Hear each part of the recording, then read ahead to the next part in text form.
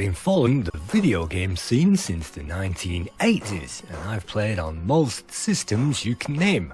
I've also played on some of the best games that money can buy.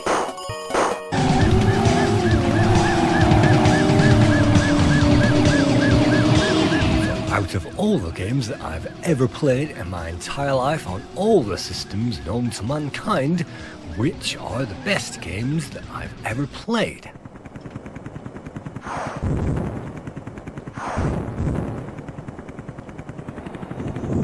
Now, before we begin the top 10 countdown, I'd just like to say a few words about the criteria for this top 10 list. And number one at the top of the list of criteria is how many hours I've spent playing the game. And I can tell you all of the games featured in this montage of notable omissions and also the main collection have been played by me for hours. Sometimes days, sometimes weeks, sometimes months on end. And some of these are the greatest games ever produced, but that doesn't necessarily mean that they made it into my top 10.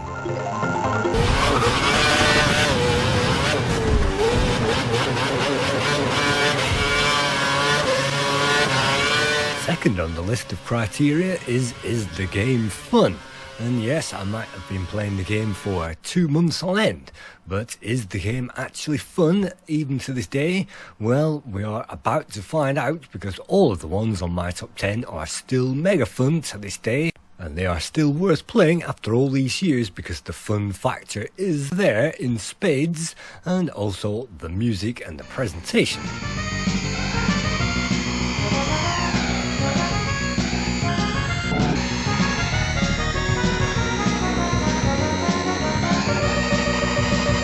Third on my list of criteria is the game a cinematic experience? And by that I mean, does it take the player away to a realm beyond the normal gaming powers? And sometimes these games are in 3D, sometimes they are in 2D, but if they take the player away to a fantasy world where they can employ all kinds of tactics to gain the upper hand, then these games are fun to play and still fun even to this day.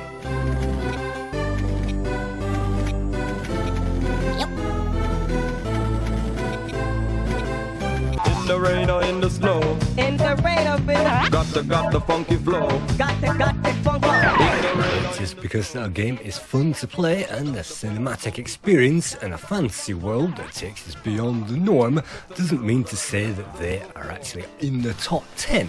And I've played games of all eras on all consoles on all systems, and you can see that these games are amongst the most popular games ever created, but even though they are actually one of my favourite games, they still did not make it into my top 10.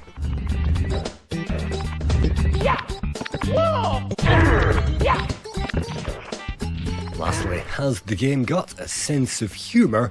And most times these games are devoid of humour, but if fun can be found, then it usually is putting a big smile on your face, and having a big smile whilst playing these games is a great standard. But before I begin my countdown, I'd just like to shout out to a few games which narrowly missed my top 10. Amongst those, yes, Gran Turismo 2 on the PS2, and unfortunately narrowly missed out in number 13th position. You can see this is fast and fun, and I certainly had lots of fun with this. In fact, I played this for months on end and completed it.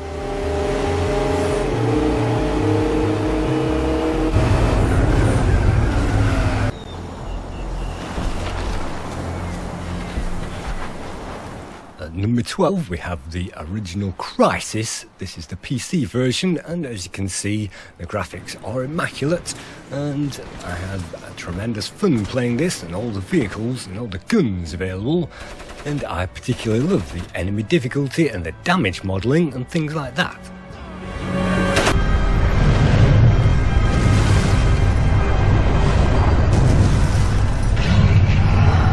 Number 11 on the list, this is virtually Ghostbusters 3. This is the Ghostbusters that was too expensive to make, so they made it an interactive experience with tons of levels, tons of action, and of course the real voices provided by the characters in the game, and those alive and sadly passed away. And yes, Harold Ramis is in the game, and it's fun to play this at the highest level, all of the time and in every stage, but it is not easy and sometimes you will die.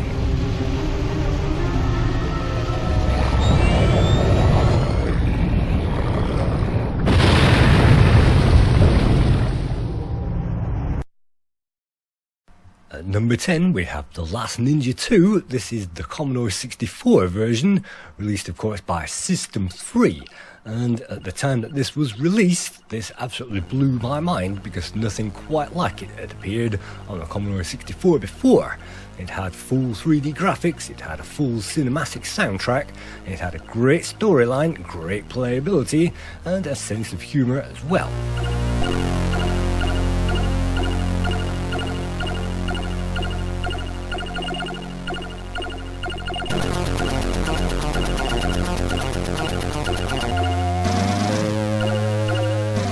The theme of a hero returning to the depths of New York City was used extensively in the 1980s, and I'm reminded of Masters of the Universe and all the ninja films which appeared, like Remo Williams, and martial arts films which really did take this genre into the big city.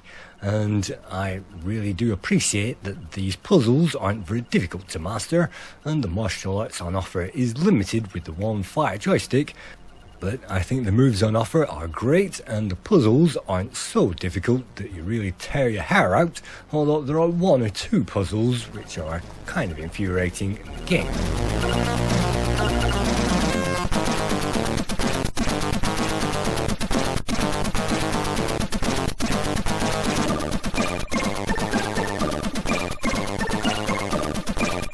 The Last Ninja 2 is not perfect, but like most games, I'm willing to give a little leeway to those imperfections, like trying to get through doors and things like that, trying to pick things up pixel perfectly.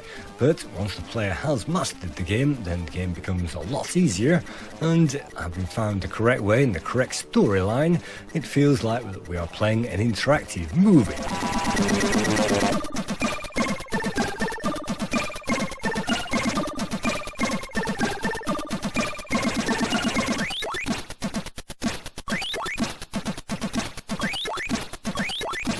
I think the incredibly detailed environments and also the depth of the music, which gets deep and a little scary, and also this isometric 3D, which is a nightmare to try and jump around because things don't absolutely line up perfectly. Well, on all balance, this game really is one of the highest class games on the Commodore 64.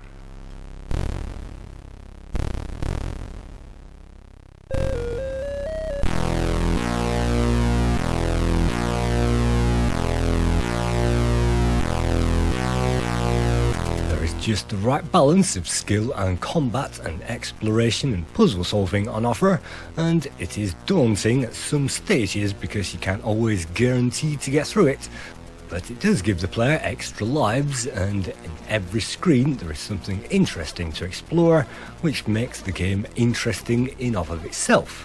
And even in the box we found a shuriken star and a ninja mask and a great manual and a great cover art picture as well. So all in all, this game really is perhaps the pinnacle of System 3's influence on the Commodore 64.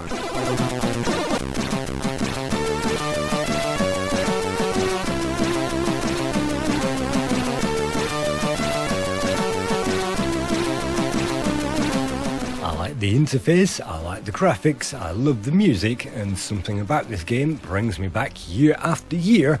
Even though I can't always complete it, I have monumental respect for this game and what it tried to do with 64 kilobytes of memory.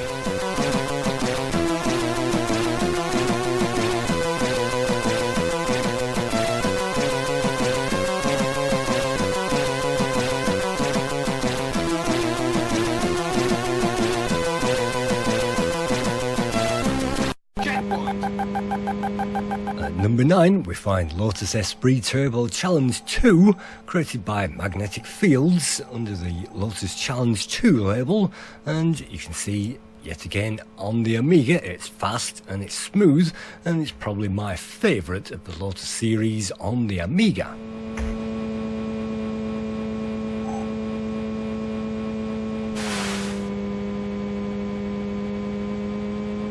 Although there is no in-game soundtrack, I think the soundtrack is memorable, and of course all the Lotus games had music which is instantly memorable, and of course the Lotus engine noise as well.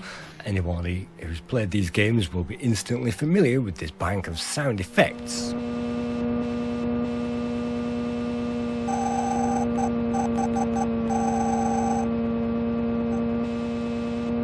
Get to drive both the Lotus Elan and the Lotus Esprit on a range of tracks, maybe not as many as we got on the other Lotus games, but still a great variety, and they've been play tested to death so that each one is fun, and getting out of all these tricky situations and bouncing off chevrons is fun, and it does put a smile on one's face if you really hammer around the game, which you really have to do to reach the end within that time limit.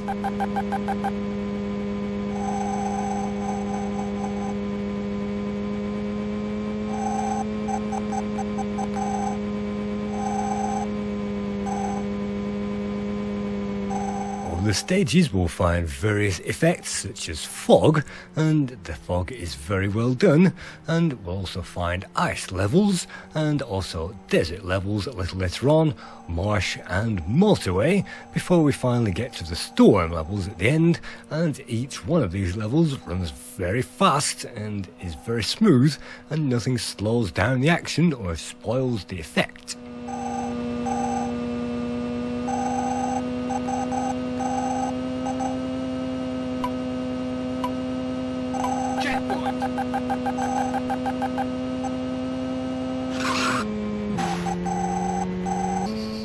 This isn't perhaps the best looking driving game on the Amiga. It doesn't use the AGA chipset, and again it only uses that one fire button, but apart from that I think the atmosphere is there, the playability is there, the theme of the game is there, and yes, the player can have some fun with it, even though it is tricky, and you have to have respect for this, like all of the games that I've listed in the top 10.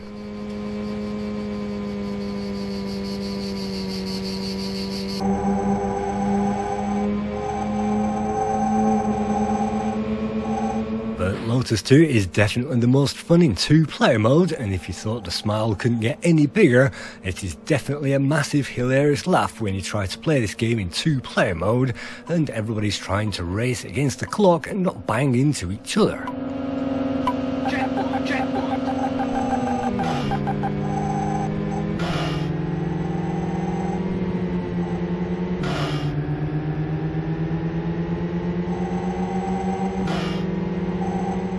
Even link 2 Amigas together to have a maximum of 4 players simultaneous mode, 2 players on each computer, and that is really amazing if you manage to get that all linked up.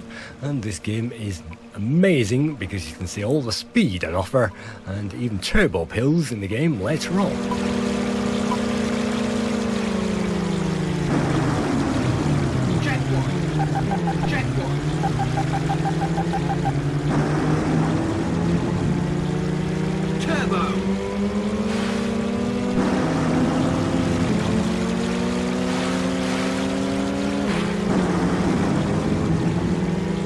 Out of all the games that I could play on my Amiga, definitely the most often is this one, and even though we've played it time and time again in the Lamb & Amiga Games competition, I still come back to this game and still recommend this and still encourage my friends to play it.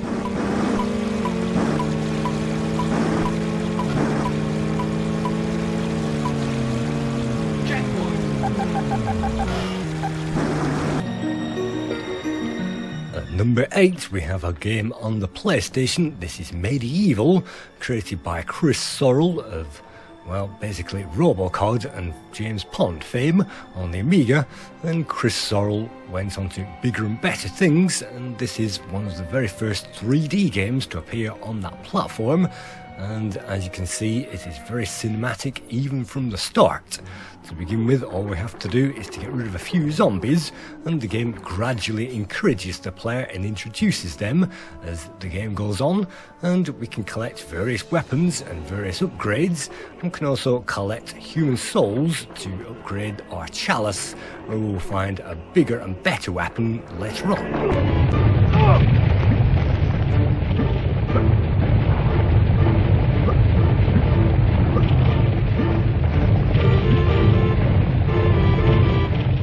To begin, the thematic soundtrack is yet again amazing and very much like a movie, and this encourages the player all the way through it to progress. You can see the graphics are very much like Mario 64, full 3D, and it doesn't even give the player too much action. They can explore, and they can also sneak them up at certain stages, and so you'll find side quests and things that you didn't even think were in this game.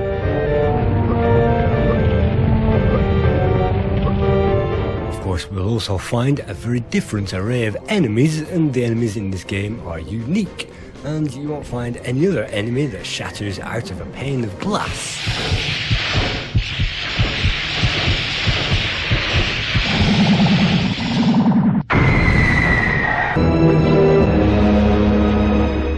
Just the right amount of action, the right amount of puzzle solving, and the right amount of danger as well, and it's easy to lose a life if you try to rush the levels, and I would certainly recommend trying to walk slowly and mastering the game before you try to rush through it. And I've definitely completed this game a number of times, and it's definitely worth playing a number of times just so that you can find some of the secrets.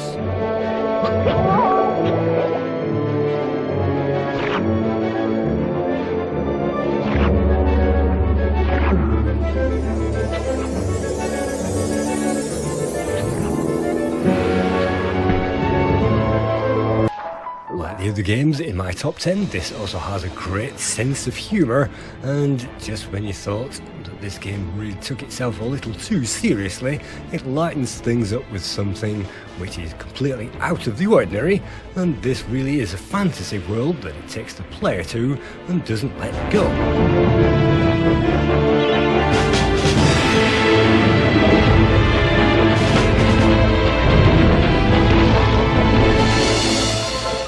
Graphics are some of the best 3D I've seen on the PlayStation, and well, maybe not as good as Gran Turismo, but it's certainly a cut above most 3D games, simply like Spyro, which was very simple, and this is definitely deep and definitely flashed out and definitely has memorable creatures in there.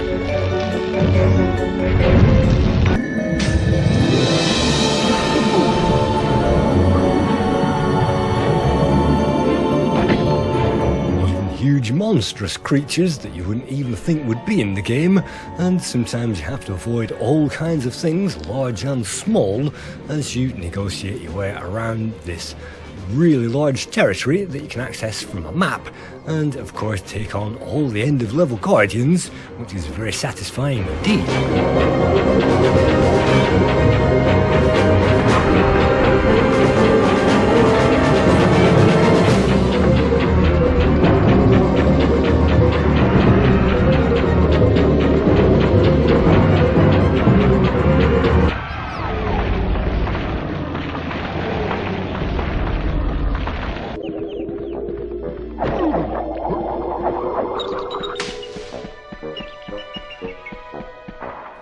First MediEvil game is definitely a game that I played for hours and weeks on end, and I have great respect for this, so much more than I have for Super Mario World and all the Super Mario 3D games, and I think that this is definitely the most cinematic. It has the greatest story, the greatest soundtrack, the greatest playability, and also, if you didn't think that that was enough, we actually had MediEvil 2 released on the PS1, which is a continuation of that story, where we can fight another battle with even better graphics and an even better storyline, and MediEvil 2 is actually even more of a favourite, but it is hard and it is not as playable and very forgiving as the first MediEvil, and so I prefer the first game over the second one.